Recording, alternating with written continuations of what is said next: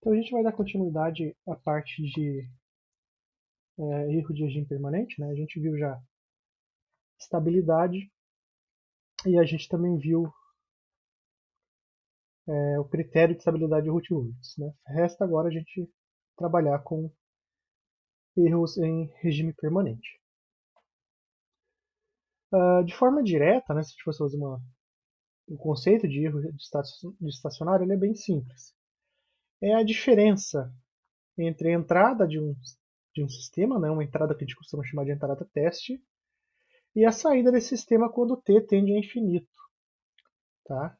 Por isso que a gente chama erro em regime permanente. Se você aplica a entrada, passa muito tempo lá do teu sistema, do passo transitório dele, fica muito tempo ligado, então você vai lá e depois faz essas medições. Né? Então a gente faz o tempo tender a infinito. Então já passou o transitório do teu sistema, por isso então que é o erro em regime permanente. Faltou um N aqui, né? Assim como a resposta transitória, erro em regime permanente também é um parâmetro da resposta do sistema que o projetista ele deve estar atento na hora de fazer o projeto em controle, né? A gente viu o índice de desempenho como, por exemplo, a ultrapassagem percentual, tempo de assentamento, são parâmetros da resposta transitória. Outro parâmetro que a gente tem que observar para caracterizar o nosso sistema de controle é o nosso erro, certo? Então você vai poder projetar controladores para compensar esse erro. Às vezes esse erro está com um valor ali muito elevado, né? Então você tem que tentar reduzir ele para um valor aceitável, ou às vezes zerar o erro, né? Zerar o erro tem lá suas implicações, ele torna o sistema mais lento, enfim. Erro definido então, né, com base nas entradas teste. As entradas teste são a entrada do tipo degrau, rampa e parábola. A interpretação física dessas entradas, né? Entrada degrau seria uma referência de posição, entrada em rampa uma referência de velocidade, entrada parabólica uma referência de aceleração. Aqui a gente tem as nossas funções no domínio do tempo, o que a gente considera como degrau unitário, rampa unitária e também a parábola unitária e o equivalente na transformada de Laplace dessas funções no tempo. Degrau 1 sobre s, rampa 1s quadrado e parábola 1s ao cubo.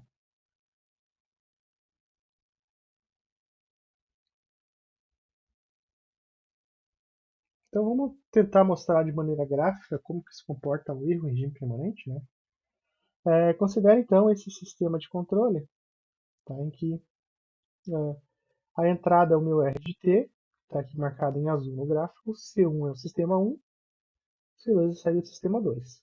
Então a gente observa que, passado o transitório no sistema C1, que é o sistema em vermelho, okay, a resposta do sistema começa a subir do repouso, passa o regime permanente e ela acompanha então o valor da minha entrada, certo? Então nesse caso, a diferença entre entrada e saída é zero. Então a gente diz que, por o caso aqui do C1, erro em regime permanente ele é nulo. Já o caso do C2, que é essa nossa linha em verde, então começa a subir a exponencial, né? No exemplo aqui nós estamos de primeira ordem, pode ser visto dessa forma.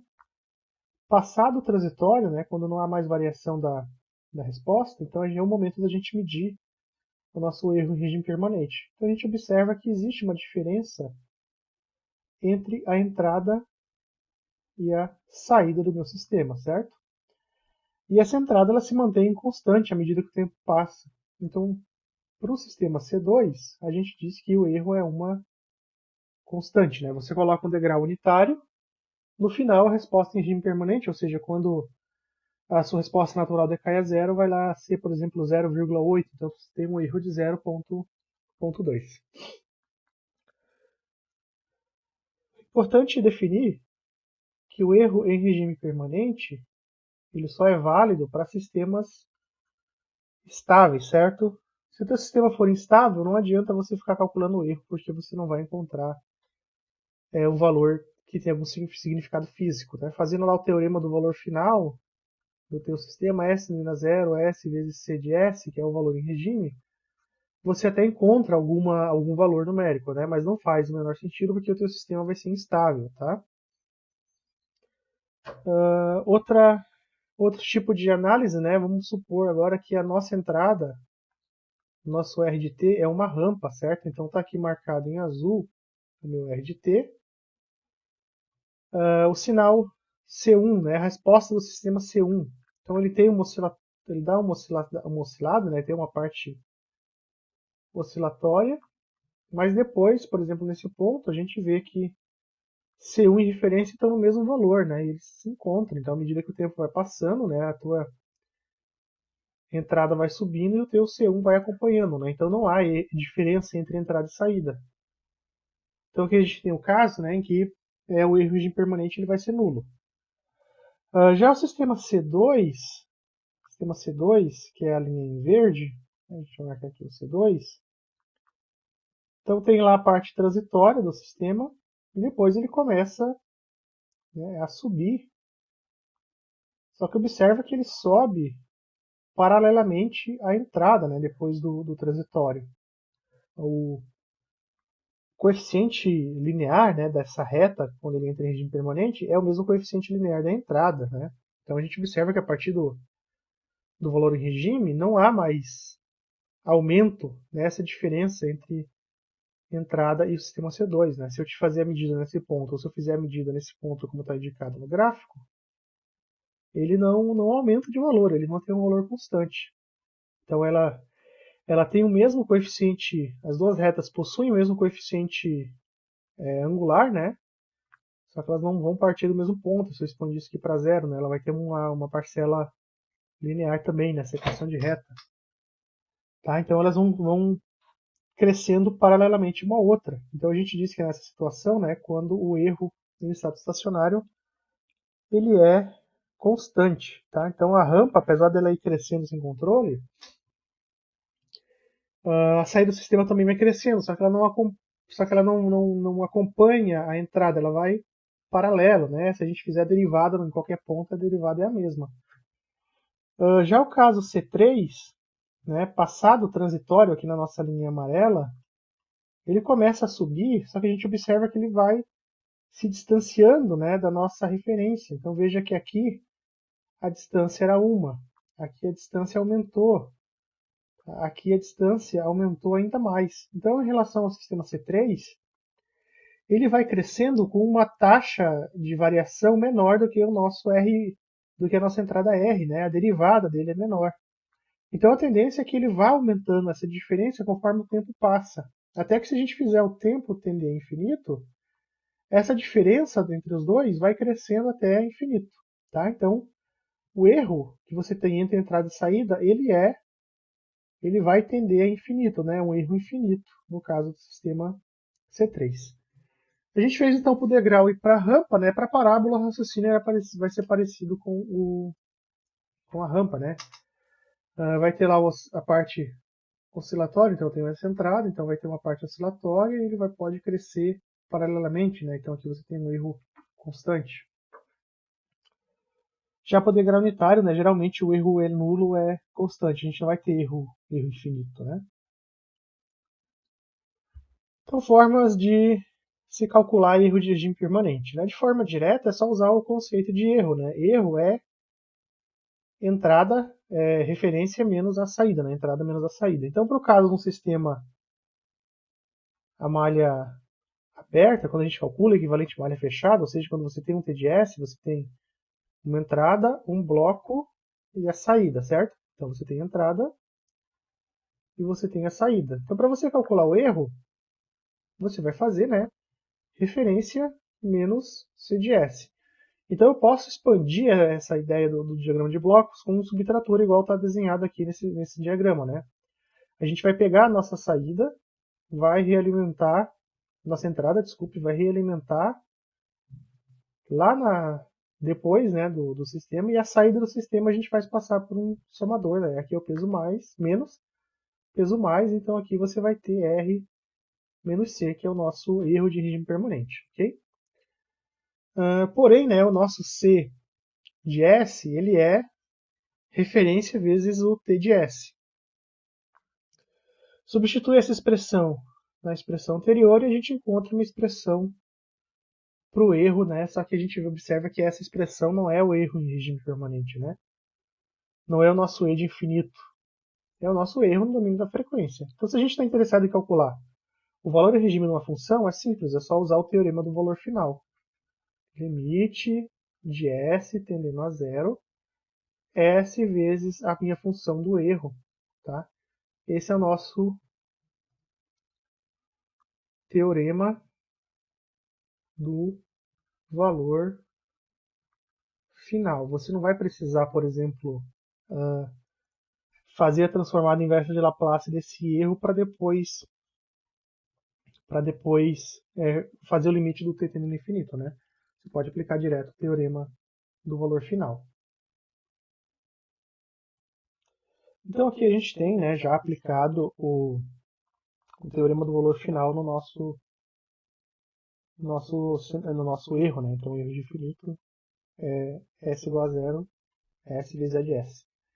É interessante esse teorema do valor final, o teorema do valor inicial, né? Deixa eu abrir um parênteses, né? Como diria o outro aqui na explicação, que tem aquele nosso famoso teorema da dualidade. O que é o teorema da dualidade? Aquilo que eu faço no tempo, eu faço na frequência ao contrário, né?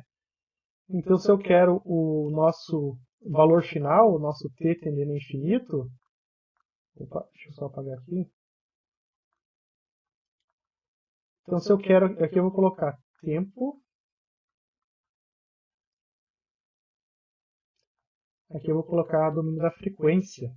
Então, se você quer o tempo tendendo a infinito, no domínio da frequência você faz o s tendendo a zero. Tudo que se faz no tempo se faz na frequência contrária. Se você quer a condição inicial do sistema, ou seja, o tempo tendendo a zero, então você faz o s tender a infinito na frequência. Interessante isso, né? Ou não. Deslocamento no tempo, né? Como que você faz um deslocamento no tempo? Por exemplo, eu quero calcular uma f de t menos t0. Então, o deslocamento no tempo é multiplicar por uma exponencial na frequência, né? Vai ser tua f de s e na t0s.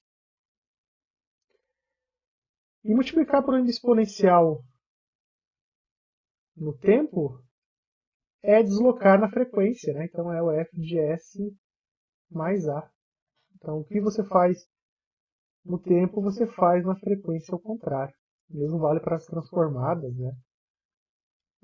Só uma curiosidade, né? Interessante aí como que isso funciona, né? Uma propriedade interessante que a gente tem, né, é a convolução. Então, aqui você tem o g de s, aqui um r de s. Então, o nosso c de s é a multiplicação do r de s vezes g de s, né? Multiplicou. No tempo, você faria uma convolução, né? Você pegaria o r de t e faria a integral de convolução com o g de t. Agora, se você quisesse multiplicar os dois sinais no tempo, aqui é uma multiplicação, r vezes g de t. Na frequência, você vai fazer a convolução do g de s convoluído com o r de s. Tanto faz sempre a operação contrária. Essa propriedade aqui da convolução, quando você tem uma entrada cosseno, você acaba deslocando o seu sinal de uma frequência baixa para uma frequência alta, né? Isso dá toda aquela teoria lá de modulações AM e FM. Mas aqui é só uma curiosidade que esse teorema da dualidade às vezes acaba propriedade, né, da dualidade, não sei bem qual é o número certo, mas acaba passando um pouco despercebido, mas é uma propriedade bem interessante ali da transformada de Laplace. Então, vamos fazer um exemplo dessa questão, né? Então, a gente tem um sistema, né, cuja função de transferência é 5s² 7s mais 10. Qual que vai ser o erro, né, caso eu tenha uma entrada do tipo degrau unitário? Então, o erro é o limite do s, vou colocar aqui de novo, né? Limite do s tendendo a zero S vezes, eu posso até colocar, né, R de S vezes 1,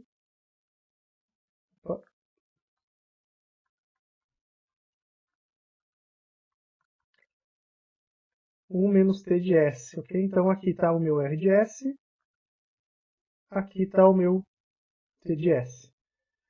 Esse S da propriedade do teorema do valor final eu simplifico, tá? E onde tem S eu vou colocar zero. Se onde tem S eu coloco zero, esse S quadrado vai zerar, aqui vai ficar 7 vezes zero vai zerar, vai ficar 5 sobre 10. Então eu tenho 1 dividido por 5 sobre 10, ou seja, 1 meio. Então meu erro, né, em regime permanente vai ser 1,5. Então se você aplicar um degrau unitário nesse sistema, então aqui eu apliquei o degrau unitário, amplitude 1, o valor em regime permanente vai ser aproximadamente então 0,5.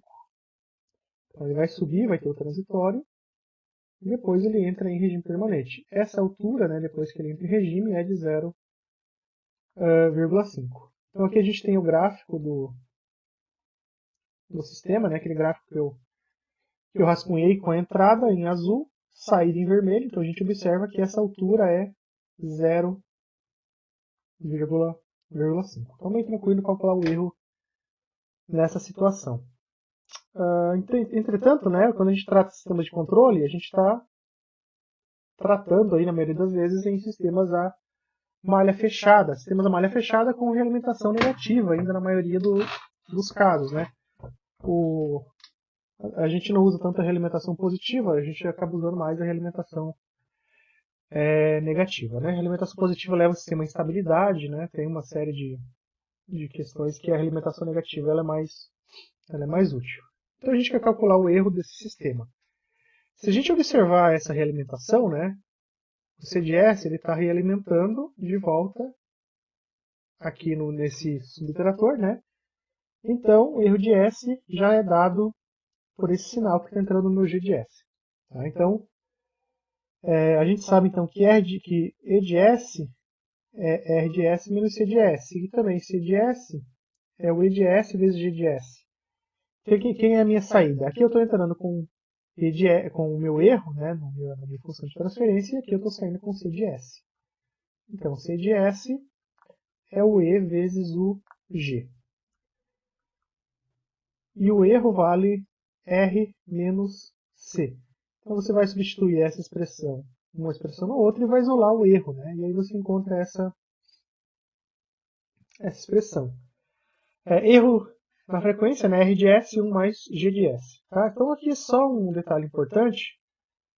Quando a gente está tratando de sistemas de controle, também é uma forma prática de a gente fazer isso. A gente também vai ver nas próximos conteúdos, que é lugar de raízes e resposta frequência, que você trabalha com o teu sistema malha aberta para determinar o comportamento dele em malha fechada. Então o erro você calcula apenas em função do sistema malha aberta, e o erro que você tem, né, já é o teu sistema malha fechada. Você não precisa calcular T de S, G1 mais G de S, né, que é o teu malha fechada para saber o erro. Né? A expressão sai direto pela referência. Então, aplicando o teorema do valor final, né, a gente encontra essa expressão. Um exemplo, né, vamos tentar determinar o erro em regime permanente desse sistema. Então, o erro em regime permanente, limite de S tendendo a zero, S vezes o R de S é um degrau unitário, está dado no problema, né, para uma entrada do tipo degrau unitário, vezes 1, né, eu botei o R de S do lado de fora, 1 mais o 120, S mais 2, S mais 3, S mais 4.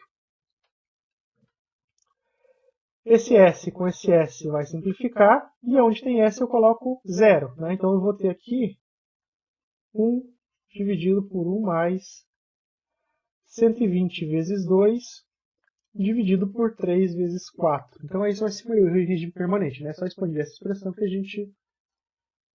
gente encontra. Né? Colocando aqui essa resolução, né? Então aqui eu tenho a expressão do erro em regime permanente. Aqui eu substituí valores. No final, né, erro em regime permanente ficou em 0,047. Eu deixo para vocês fazerem uma simulação para observar esse erro, né, quando graficamente, né, esse gráfico eu acabei não plotando, então fica para a simulação. O importante é saber o método que você calcula. É bem tranquilo, né? A gente só depende do GDS, obviamente, da entrada. O que a gente vai fazer agora é analisar o erro, né, quando você tem algumas características ali no teu sistema. Antes disso, né, vamos então definir o que a gente chama de constantes de erro, antes da gente definir a questão dos polos do sistema, né? Constantes de erro, certo? Então, observe que a gente só depende do GDS para calcular o nosso sistema e, é claro, também da entrada. Então, a gente define como constante de erro. Primeiro, a gente vai calcular o erro de estado estacionário para as 3 entradas testes, que é o degrau, a rampa e a parábola. Tá? Então, o erro, no caso do degrau, né, expandindo a expressão do degrau, considerando R de S igual a 1 sobre S, a gente vai encontrar que o erro, tá, é 1 dividido por 1 mais o limite do G de S. Já para a parábola, para a rampa unitária, né, onde a entrada é 1s², tá, então aqui a gente colocou a entrada 1s², S com S simplifica, esse S vai multiplicar aqui, então a gente só aplica o limite no denominador e encontra essa expressão 1 dividido pelo limite do SG de S. A mesma coisa a gente faz para a parábola. Quando a entrada é 1s², essa é o erro do sistema para uma entrada parabólica. Observe que esses 3 casos, né, a gente está precisando simplesmente calcular o limite do S tendendo a zero vezes o G de S, né, no caso da entrada degrau. O S multiplica a função de transferência no caso da rampa. E o S² multiplica a função de transferência nesse caso da parábola.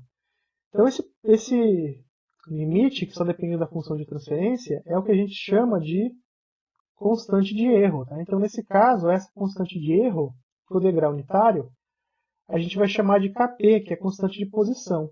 Então observe aqui o denominador da nossa entrada da rampa. Né? Essa constante de erro eu chamo de Kv.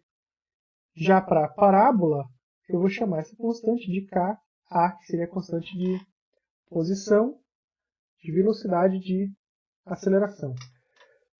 Só dando sequência então a essa parte das constantes, né? Então Kp, constante de posição.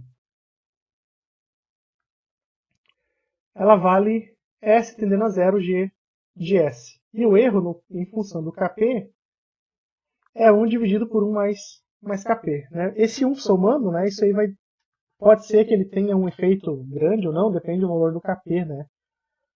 Se o teu Kp é grande, 10, 20, 30, então esse 1 não vai dar tanto problema, né, caso você esqueça de somar, porque as outras variáveis não dependem da constante de erro. Kv é limite do S tendendo a zero do S vezes G de S, e é dessa forma então que eu calculo o erro sobre Kv. Então é inversamente proporcional às constantes de erro, né? Então uma constante de erro, por exemplo, um Kv alto, vai dar para mim um erro baixinho, né? Um erro pequeno. A mesma coisa vale para o Kp. Né? Se Kp for muito maior do que 1, você pode até dizer que o erro vale 1 sobre Kp, simplesmente. Né? Mas ele dá para a gente essa ideia, né? Se o sistema está com um erro grande, se o sistema está com um erro pequeno, se o Kp aumenta, se o Kv diminui. Né? A especificação de controle o erro é especificado em função dessa constante de erro do Kp e do Kv, né? E também, né, do nosso, aqui é um A, também é um A, eu esqueci de colocar, né, do nosso K. K, limite de S² G de S, e o erro, então, sobre K. Então, essas constantes de erro, elas dão uma noção para a gente mais qualitativa, né, de como que está se comportando esse erro, né? E como ele é dado em função de uma entrada unitária, né, vamos dizer assim, padronizada, basicamente nosso erro vai ser um erro percentual, né? Então, se você está tratando quer dizer assim, se você está tratando em constante, por exemplo, o degrau unitário te deu um erro ali de 0,5. Então, se você colocar um degrau de amplitude 2, esse erro vai ser de 1, né? De sempre metade. Então, não dá para a gente a ideia de como que está o erro, se você tiver o erro absoluto, né? Porque se a entrada variar de amplitude, pode ser que o valor do erro vai variar também, né? Enquanto trabalhando com KP, KV e KA, dá para a gente uma ideia melhor, né? De como que vai se comportar esse erro, né? E especificação de controle, né? Ele vai te dar em função do KP, do KV e do KA. E como é inversamente proporcional, né? Uma constante de erro alta, ela vai levar a um erro pequeno, certo? Se a constante de erro for infinito, vamos pegar, por exemplo, um KV igual a infinito, então significa que o teu erro em regime permanente, ele é nulo, né? Então, quanto maior a constante, menor o erro. Então, se esse valor de constante tende a infinito, obviamente o teu erro ele tende a zero. A gente vai calcular, então, o erro, as constantes de erro, para uma configuração de algumas configurações de sistemas de controle, né? Começar com sistemas de controle com um polo na origem. Então a gente está calculando a constante de erro. Então, um sistema com realimentação negativa unitária, né? Então aqui é o G de S, saiu, subtraiu, mais menos. É um sistema desse tipo que a gente está calculando, então, o nosso, o nosso erro, certo? Então o G de S, ele tem aqui um polo na origem. Tá? Então, quando ele tem um polo na origem, se a gente calcular o KP vai dar infinito, né? Porque você vai ter o S, substitui S aqui nessa S tendendo a zero nessa função, vai zerar tudo. Tá? Então, no caso do denominador, zera tudo, né? Então, 1 dividido por zero dá infinito. Então, o erro do sistema, quando ele tem um polo na origem, né? E você aplica um degrau, é zero. Já o KV vai ter a simplificação desse S, que está multiplicando, com esse S da função da origem aqui na função de transferência. Então, o teu KV é uma constante. Tá? Se o KV é uma constante, o teu erro também vai ser um valor constante. Né? 1 sobre KV, erro 1. Já o caso da entrada parabólica, né? Esse S quadrado vai simplificar um expoente dele, né? Com esse S da nossa função de transferência. Mesmo assim, eu vou ter um S multiplicando toda a função de transferência. Como o S vai tender a zero, né? Vai ficar zero vezes tudo aquilo. Então, minha constante de erro dá zero. Se minha constante de erro dá zero, o meu erro vai tender a infinito, né? Então, se você observar atentamente, a única constante de erro que a gente precisaria calcular quando o sistema tem um polo na origem é o meu KV. Porque o KP, independente da configuração de polos e zeros que eu tenho aqui, se o sistema possui um polo na origem, o KP já vai dar infinito. Se o sistema possui só um polo na origem, o meu KA já vai dar zero. Tá? Independente das outros polos e zeros. Mas o KV não, o KV dá constante. Se eu expandir isso agora para um sistema com dois polos na origem, que é o caso desse sistema que eu tenho aqui, tá? Então dois polos na origem, o KP vai dar infinito, ou seja, erro vai dar nulo. O KV agora, né? Esse S do KV vai simplificar com esse quadrado, porém ainda vai sobrar um S, vai ficar ainda uma divisão por zero. Então, meu KV tende a infinito, meu erro vai tender a zero. Já o meu KA não, né? Com o meu KA vai ter a simplificação desse S quadrado com esse S quadrado, aí sim, né, faz sentido você calcular a tua constante de erro de aceleração. Então, o erro vai ser, aqui seria 1 dividido por 1, o erro vai ser constante. Então, dois polos na origem, só faz sentido você calcular o KA, porque o KP e o KV vão dar sempre zero, vão dar sempre infinito, né? O erro vai dar sempre zero. Então a gente fez com um polo na origem e também fez com dois polos na origem. Se o sistema não tiver nenhum polo na origem, né, expandindo essa ideia, eu deixo para vocês observarem isso, né, calcular as constantes de erro com o G de S 10, S mais 1, S mais 5 e S mais 2, vocês vão ver que o Kp, nessa situação, né, com zero polo na origem, que o Kp ele vai dar constante, Kp e Ka Kv, né, no caso, e Ka vão dar zero. Então só faz sentido a gente calcular a constante de erro Kp. Então veja que interessante, né? A quantidade de polos que eu tenho na origem diz pra gente qual é a constante de erro associado ao sistema, né? Até então a gente está calculando o erro, mas o problema dava pra gente qual era a entrada. Calcula como entrada rampa, calcula como entrada degrau. Então é suprimido até, às vezes, quando a gente está tratando em questões de erro estacionário, qual é a entrada do sistema. Porque, obviamente, né, fica implícito que a entrada do sistema vai depender da quantidade de polos que ele tem na origem. Então, se ele não tiver nenhum polo, faz sentido você calcular o Kp. Se ele tiver um polo, o Kv. Se ele tiver dois polos na origem, o K. Deixa eu só voltar aqui. Então, essa quantidade de polos que eu tenho na origem, a gente classifica isso como o tipo numérico do sistema, né? É um sistema do tipo 1, é um sistema do tipo 2, é um sistema do tipo 0.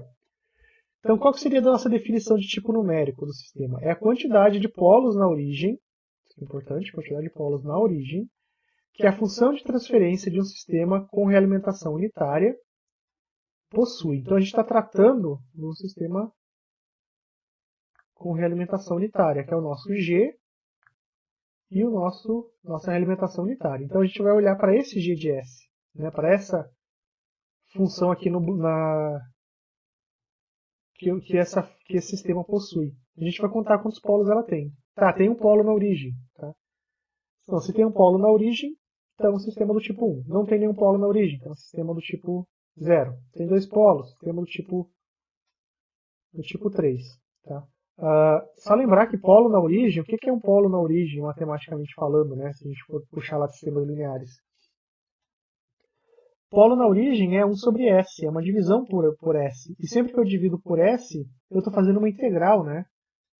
Então a gente também pode dizer assim, né, que o sistema do tipo N possui essa mesma quantidade N de integradores em sua função de transferência malha aberta, né, lá no nosso GDS, ok?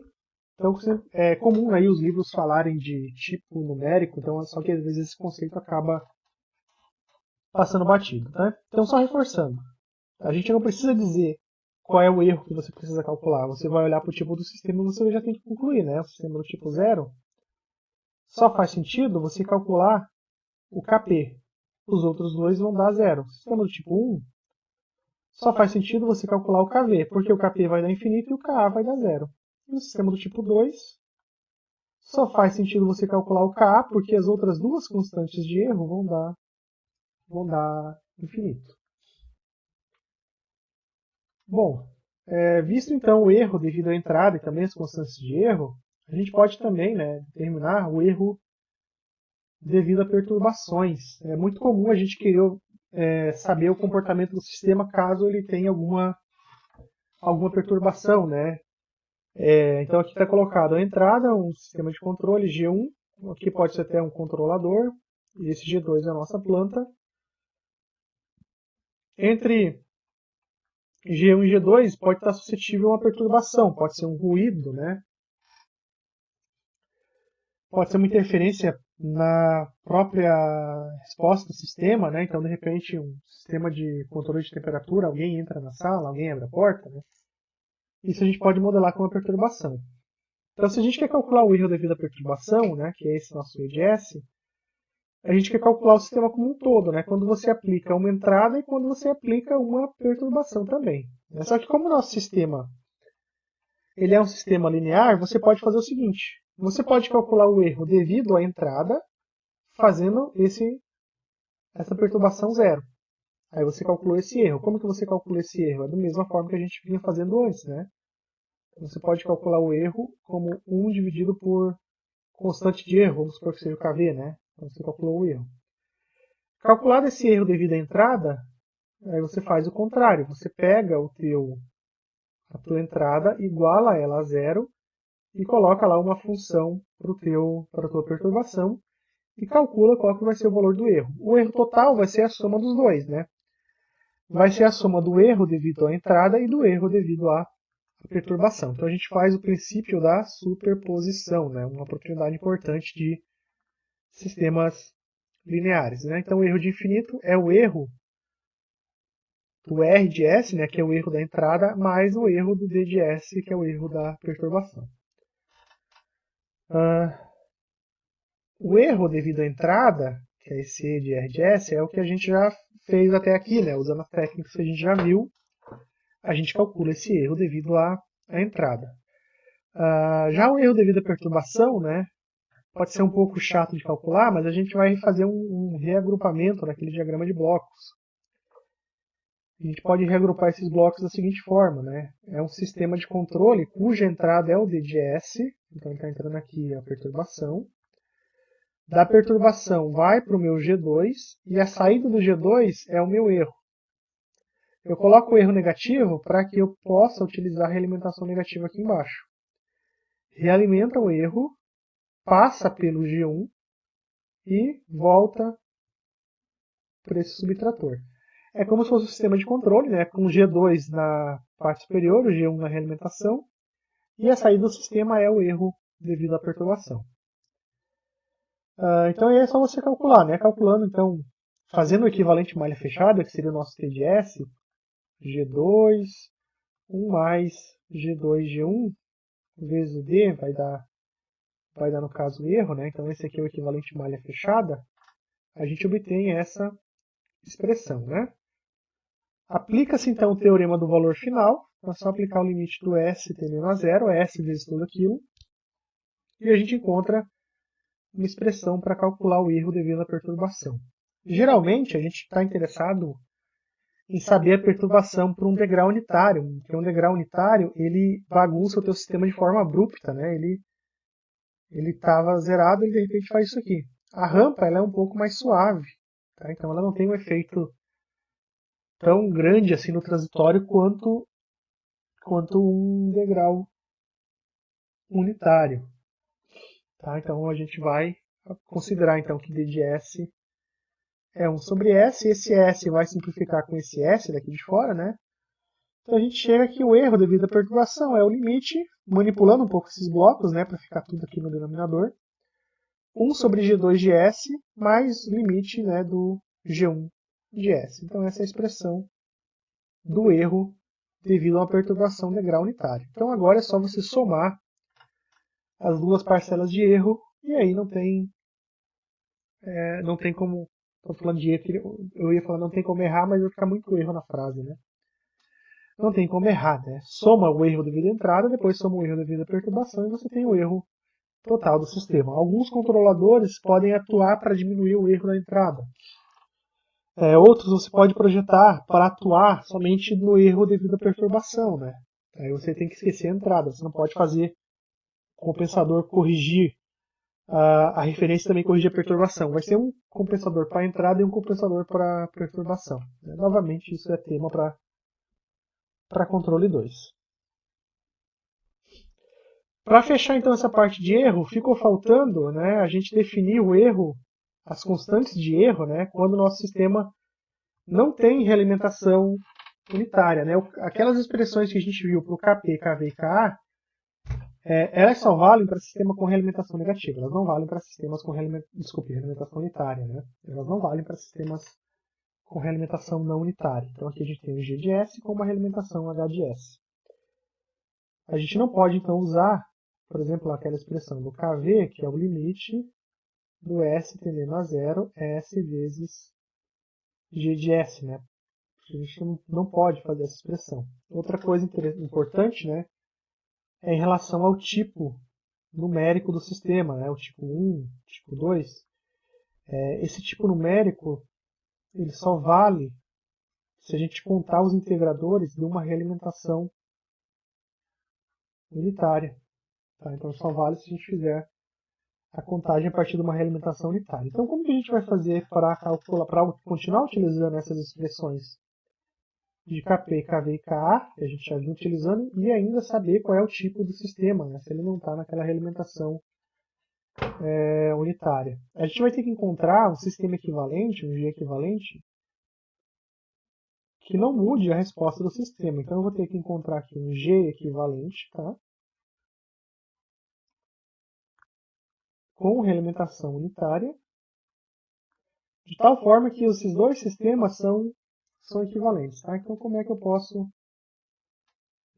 fazer isso, né? Então a gente vai obter um sistema de controle, né, cujo a função de transferência é um G equivalente.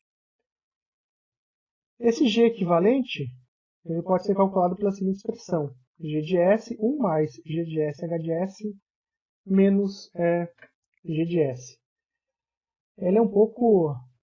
Não é difícil chegar nessa expressão, né? A gente vai fazer o seguinte, a gente vai pegar um subtrator, aqui a gente tem o nosso G, realimenta com o H. Então, realimenta com o H. Meu objetivo, então, mais menos, é ter realimentação unitária. Então eu vou fazer o seguinte, eu vou montar uma realimentação com ganho menos 1 aqui nesse sistema. Se aqui eu estou colocando menos 1, tá? Aqui realimentação negativa de novo.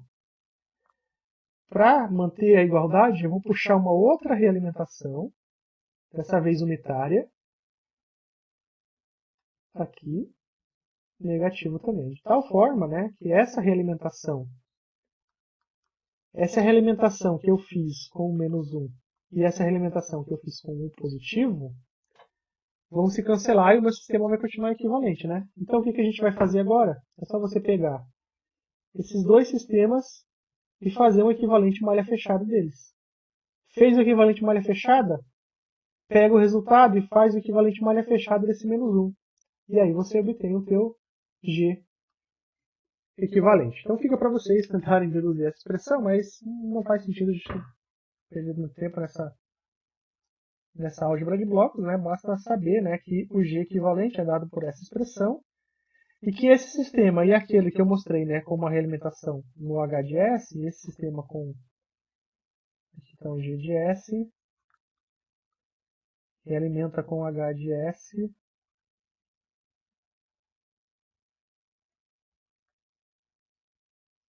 então, esses dois sistemas eles são equivalentes. E aí sim você usa as expressões do Kp, do Kv, do Ka, você também pode saber qual que é o tipo numérico do teu sistema.